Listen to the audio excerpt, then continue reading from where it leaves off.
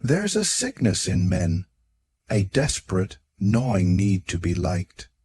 You see it everywhere, heads bowed, tongues wagging, men offering loyalty like stray dogs rolling onto their backs, bellies exposed. They don't bark to defend, only to be accepted. They become obedient, harmless, pitiful, and that's your first death. You were raised to believe loyalty is some sacred virtue. It's not. It's a leash. The man who gives it freely is a slave, and the man who demands it without earning it is a tyrant. Either way, the dog suffers. Think about it. The domesticated dog, praised for its loyalty, is really just a broken thing. Its instincts are dulled, its teeth blunted. What the world calls devotion is just surrender. The dog doesn't live for itself. It lives for the hand that feeds it, rewarded when convenient, punished when disobedient. Noble, no. Its dependence, raw and ugly. A slave to affection, addicted to approval, crumbling at the first sign of rejection. And men, they do the same, in politics, in business, in life. The man who acts like a dog, who craves validation, who flinches at disapproval, stays on his knees. He'll never lead because leadership demands standing alone, acting without applause. The dog can't do that. It's trained to wait for commands, to fear stepping out of line. That's the first death, the death of command. And in a world ruled by wolves, that man doesn't last. Look around. The world isn't run by ego to please strays. It's ruled by predators in silk, smiling like serpents. They don't bark or beg. They watch, they wait. They strike when it suits them. The dog, desperate to be loved, wags its tail and spills its soul. Its fears, its desires, all laid bare. And what's exposed is always exploited. The tragedy isn't the dog's loyalty, it's the illusion. It thinks kindness will spare it, obedience will protect it, harmlessness will earn love. But love fades, masters grow bored, and when the storm comes, the dog is sacrificed first or left to starve. Teeth dulled, instincts long forgotten. Every time the enemy launches an attack, it growls but won't bite. It forgetrelie, just already on otherpromsed, so it's never feared, and to be unfeared is to be powerless. Real power isn't about being liked, it's about being dangerous. A man with a dog's heart gets sympathy, not respect. And sympathy doesn't build empires. It doesn't stop knives. This whole worship of loyalty, obedience, gentleness, it's a trick. The powerful preach it because it keeps men weak. They don't live like dogs. They just train others too. The dog fights their wars, guards their wealth, dies for their causes, all while thinking it's noble. But nobility without freedom, that's just slavery with a prettier name. Watch how fast the world turns on the dog. Bite once, even in defense, and you're a monster. Stop obeying, you're abandoned. Question your master, you're put down. The lesson is simple. Obedience isn't rewarded, it's expected. The moment you stop, your value vanishes. The servant who forgets his place isn't reformed. He's replaced. Fools admire the dog. The cunning use it. Its loyalty is called virtue. Its obedience mistaken for strength. Its eagerness to please dressed up as nobility. But peel all that back, and what's left? A creature trained to need approval, to cower at disapproval, to trade its instincts for scraps. The dog isn't born to serve, it's broken to serve. And the man who chooses this life, he thinks safety lies in being agreeable. He fears conflict more than humiliation, punishment more than mediocrity. He anticipates others' needs, not from wisdom, but fear. Fear of rejection, of being left behind, of being seen as dangerous. He apologizes too quickly. He seeks permission before breathing. He thinks harmlessness is goodness, when really it's just the fast track to irrelevance. A man with a dog's heart lives on the leash of public opinion. Praise lifts him, criticism shatters him. He can't handle tension because he's never known solitude. He can't command respect because he's never dared to be feared. He clings to the lie that loyalty protects, that kindness brings power, that obedience earns reward. But the world doesn't work that way. Power respects those who act without begging, who take without asking, who stand alone and don't flinch. Look at who rises in courts, in business, in life. It's never the people. Pleasers, they're used then discarded. The dog gets table scraps and wags its tail, thinking itself lucky. It mistakes sitting near power for having power. But when famine comes, when war arrives, the dog is the first thing kicked out into the cold because affection isn't the same as necessity. Kings don't kneel to subjects. Generals don't beg soldiers for approval. Masters don't apologize to servants. Real command is built on distance, discipline, the willingness to act without permission. The dog can't handle that. It needs to be seen, called good, told it belongs, and that need, that's its cage. Worse, the dog doesn't even see the chain. It thinks it's free because it's not beaten, special because it's fed, loved because it's tolerated. But let it step out of line just once, and the truth comes down, the leash tightens, the kind hand turns cruel, the warm voice goes cold. It's not love that binds the dog, it's fear disguised as loyalty. The dog confuses survival with acceptance. It's not honored, it's trained. Watch a dog in crisis when the master's gone, when danger comes. It doesn't know what to do. It paces, it whines, it's useless, because it's been rewarded for obedience, punished for thinking. It's learned its instincts are wrong, that safety lies in surrender. So when the storm hits, it freezes. It traded its claws for comfort, and lost both. In the game of power, honesty doesn't rule. The mask does. And the best mask, the wolf, not just a predator, but controlled strength. The wolf doesn't bark for approval. It's silent, patient, always watching. The dog looks to the pack for safety. The wolf trusts only itself. It doesn't howl for attention, it howls to command. In a pack, the wolf rises by proving dominance, not begging for scraps. To wear the wolf's mask isn't to lose humanity. It's to protect it. The man who shows all his cards is just a map for his enemies. The wolf knows concealment is survival. It doesn't roar when threatened, it waits. It strikes only when victory is certain.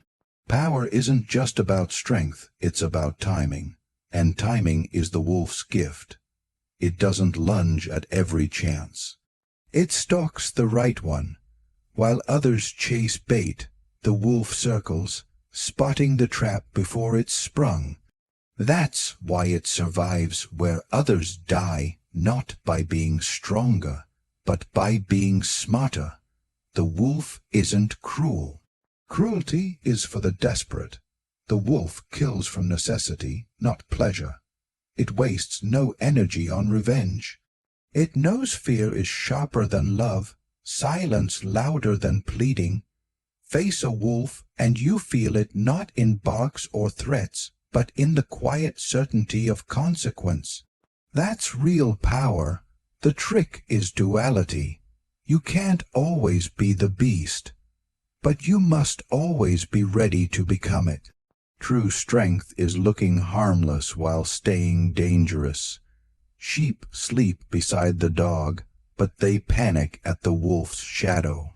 The man who understands power wears kindness like a cloak, never dropping the blade beneath. The man without the wolf, he's always vulnerable, too eager to explain, too scared to offend, too chained by the need to be seen as good. The wolf doesn't care about perceptions, only results. It doesn't argue with the weak, it acts, and in that it's free, not above others, but untouchable by their judgments. Masks aren't lies, they're armor. The world doesn't reward the honest, it eats them alive. The man who knows when to smile and when to bite. He's the one who survives. Loyalty gets called a crown, but really, it's a collar. The loyal man thinks his devotion is strength, but it's paralysis. He can't act without permission, can't betray even when betrayal means survival. And history is littered with loyal corpses. The wise man treats loyalty like a loan, not a gift, conditional, reversible. He speaks the language of devotion, but calculates the cost. He knows survival sometimes means walking away. That's not betrayal, it's adaptation. The strong don't beg for loyalty, they command it. Only the weak call it a virtue, hoping sentiment will hold what force can't. And the fool gives loyalty blindly, never asking if the other would bleed for him in return. Worse is loyalty to ideals, because ideals shift. The man who stays loyal to a dead cause is like a man refusing to leave a burning house. Principle must serve survival, or be discarded.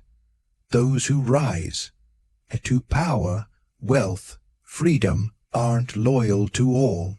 They're loyal to none unless it serves them. Their oaths are temporary. Their faith is in themselves.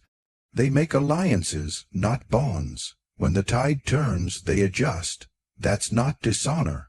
It's understanding the storm. The man who dies remembered for loyalty is mourned briefly by those who replaced him. The man who bends the chain. He's remembered as alive. The world bows to force, not kindness. The meek get trampled. That's not cruelty, it's nature.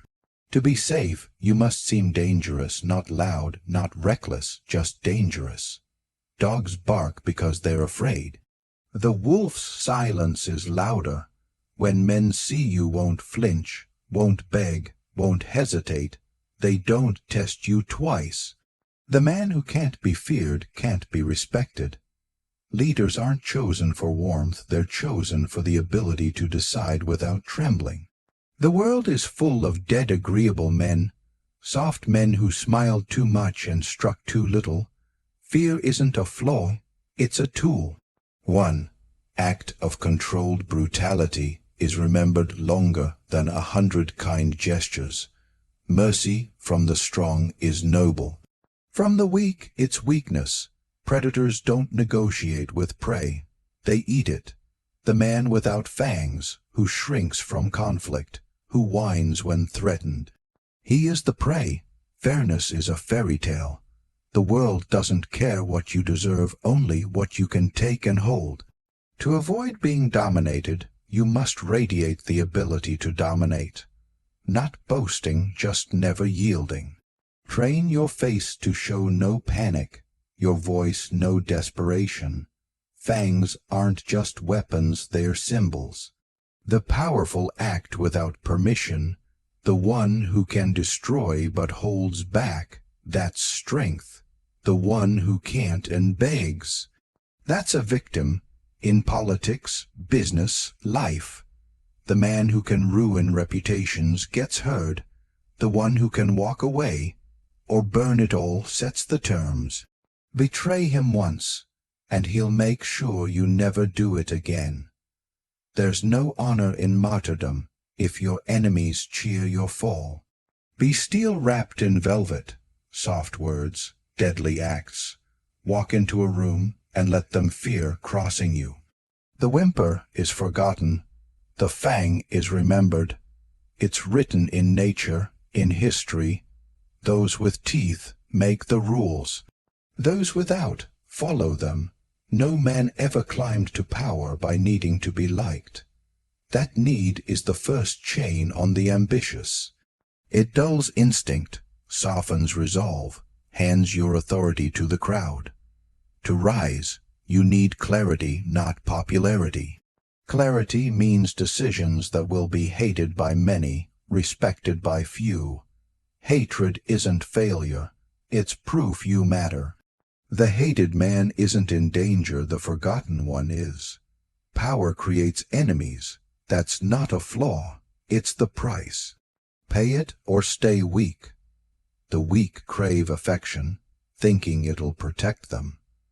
But safety based on approval vanishes the moment you choose yourself over others.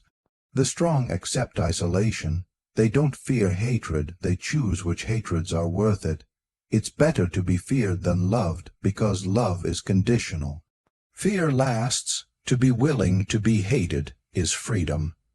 It's acting without apology, moving without permission. The great rulers, founders, rebels, they were all hated. History doesn't ask if they were liked, it asks if they won. The man who needs to be liked becomes harmless. He softens his words, pleases all sides, vanishes into compromise. Affection is a performance. Stop acting, and the crowd moves on. You'll be called cruel for being efficient, arrogant for refusing to explain, heartless for cutting dead weight. Let them, their words are the sound of your rise. If no one hates you, you're not leading, you're following. Hatred is the storm you walk through to reach higher ground. Stop for the wind, and you'll never see the summit. Dominance isn't built on gentleness. The world doesn't reward the harmless, it uses them, then discards them. To rise, you must hunt the weakness in yourself and kill it. The dog, eager, fragile, obedient, must die. Let the wolf take its place. A creature that doesn't beg, doesn't whimper, doesn't wait for permission. Let others call submission virtue. You become what they fear to name, not for cruelty, but for survival. Not to destroy, but to never be destroyed.